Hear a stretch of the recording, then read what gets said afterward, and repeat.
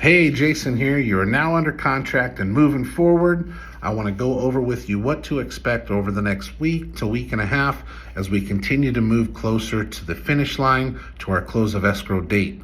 Right now, you should be in the inspection period of your home purchase. What that means is typically you have up to 10 days, sometimes more, sometimes less. It just depends on what you've negotiated in your contract with your realtor.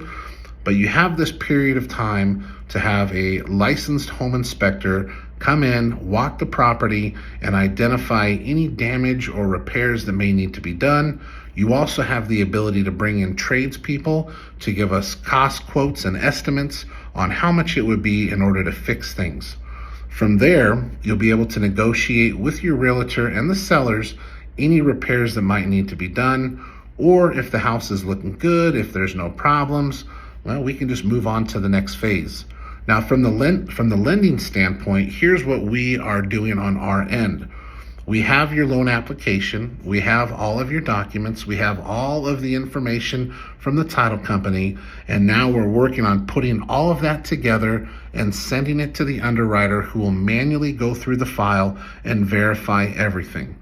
We're also going to send out various verifications, such as verification of employment, potentially even verification of funds, or maybe your scenario, you're getting a gift fund from family in order to cover some costs. So we'll work on that as well.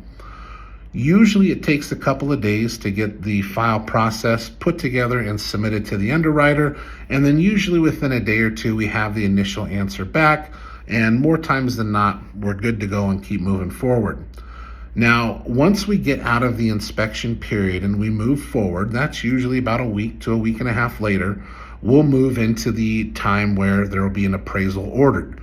Now, I want to give you a heads up. The appraisal will be an upfront cost, and the cost of the appraisal kind of depends on your area and what the local appraisers are charging.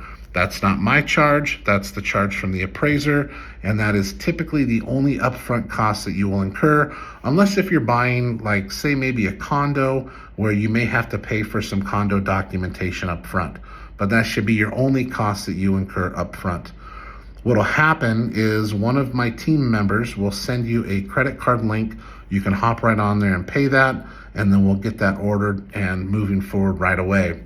After about that week and a half mark, we should have the home inspection done and negotiated. We should have the file out of the initial underwriting, and we should have our appraisal ordered and moving on to the next thing.